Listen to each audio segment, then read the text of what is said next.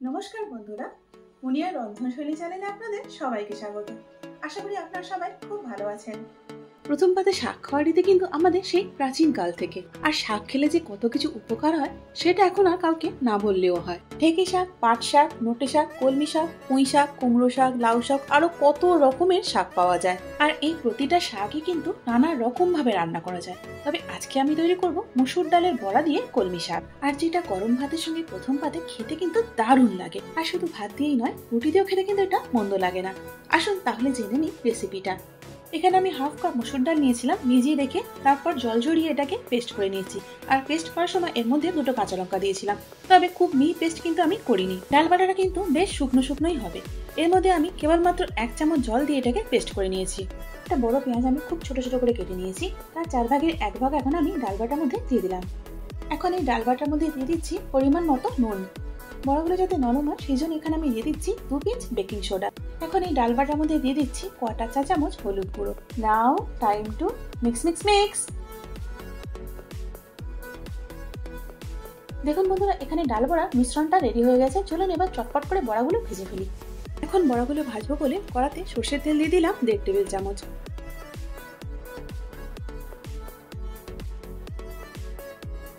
এখন ছোট ছোট করে মসুর ডালের বড়াগুলো আমি ভেজে নেব। আপনারা যদি চান এগুলো বড় করেও করতে পারেন। বড়ার এক সাইডটা আমি মিডিয়াম হিটে 5 থেকে 6 মিনিটের জন্য ভেজে নিয়েছি। এখন এগুলোকে আমি উল্টিয়ে দেবো। বড়াগুলোকে উল্টিয়ে দেওয়ার সাথে সাথে এগুলোকে এভাবে একটু প্রেস করে দিচ্ছি, যাতে করে বড়ার অন্য পিঠটা খুব ভালো করে ভাজা হয়ে যায়।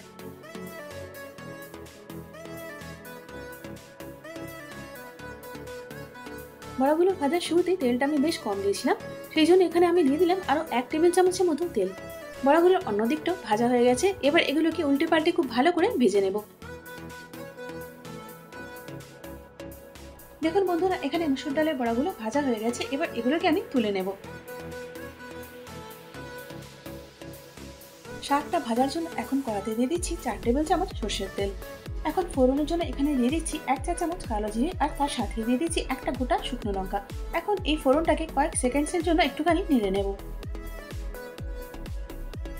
এখন যে বাকি পেঁয়াজ কুচিটা ছিল সেটা দিয়ে দিলাম। এখন মিডিয়াম হিটে পেঁয়াজটাকে হালকা লাল করে ভেজে নেব।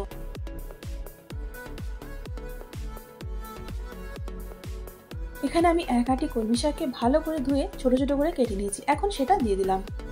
এবার পেঁয়াজের সঙ্গে শাকটা খুব ভালো করে মিশিয়ে এদিক ওদিক করে নাড়ি চাড়িয়ে নিচ্ছি।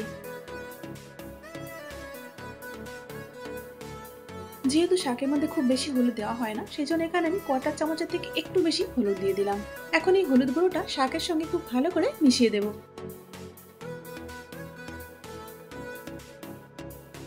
এখন গ্যাসের ফ্লেমটাকে একেবারে লো করে দিয়ে চাপা দিয়ে 5 থেকে 7 মিনিটের জন্য এই শাকটাকে আমি রান্না করে নেব। 7 মিনিট পর এখন ঢাকাটা খুলে নিলাম। এখন এই শাকটাকে আবার একবার খুব ভালো করে নেড়ে দিচ্ছি।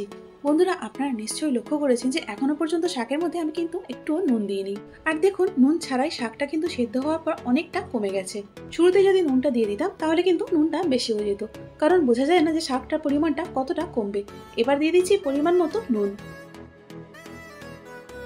যেহেতু শাক, সেই জন্য এখানে শাকের রঙের সঙ্গে কাঁচা লঙ্কাটা মিশে যাবে বলে আমি এখানে আর কাঁচা লঙ্কাটা দিলাম না।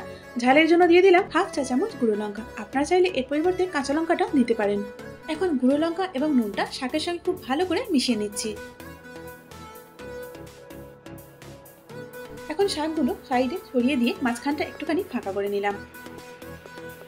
ভেজে নেওয়া ডালের বড়াগুলোকে আমি হালকা করে ভেঙে নিয়েছি। এখন এগুলোকে আমি ফাঁকা করা জায়গাটার মধ্যে ঢেলে দিলাম। এখন বড়াগুলো আমি শাক দিয়ে একটুখানি ঢেকে দিচ্ছি এভাবে, যাতে করে শাকের রসের মধ্যে বড়াগুলো নরম হয়ে সেদ্ধ হয়ে যায়। আবারও গ্যাসের ফ্লেমটাকে একেবারে লোতে রেখে ঢাকা দিয়ে 6 থেকে 7 মিনিটের জন্য আমি বড়াগুলো সেদ্ধ করে নেব। 7 মিনিট পর এখন ঢাকাটা খুলে নিলাম। এখন আবারও একবার শাক আর বড়াগুলো খুব ভালো করে একসাথে মিশিয়ে নিচ্ছি।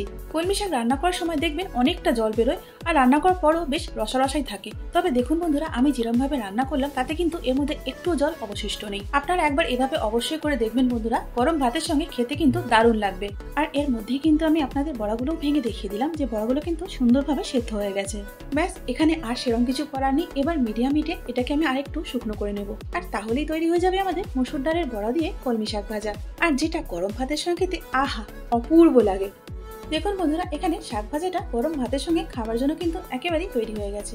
তাহলে আপনারাও চটপট তৈরি করে ফেলুন মসুর ডালের বড়া দিয়ে এই শাক ভাজা, আর খেয়ে দেখুন কেমন লাগে, আর তারপর আমাকে কমেন্টস করে জানান আপনাদের কেমন লাগলো। আশা করি আজকের ভিডিওটা আপনাদের ভালো লেগেছে। যদি ভালো লেগে থাকে তাহলে একটা লাইক করে দিন, আর তারই সাথে বন্ধু বান্ধব এবং পরিজনের মধ্যেও শেয়ার করে দিন। আর এরকমই ঘরোয়া ও নতুন রান্নার রেসিপির জন্য আমার চ্যানেলটাকে সাবস্ক্রাইব করে আমার পাশে থাকুন। তার সঙ্গে বেল আইকনটাও প্রেস করে দিন, যাতে করে আমার পরবর্তী ভিডিওর আপডেটটা সবার আগে আপনি পেয়ে যান। এতক্ষণ সঙ্গে থাকার জন্য অনেক ধন্যবাদ।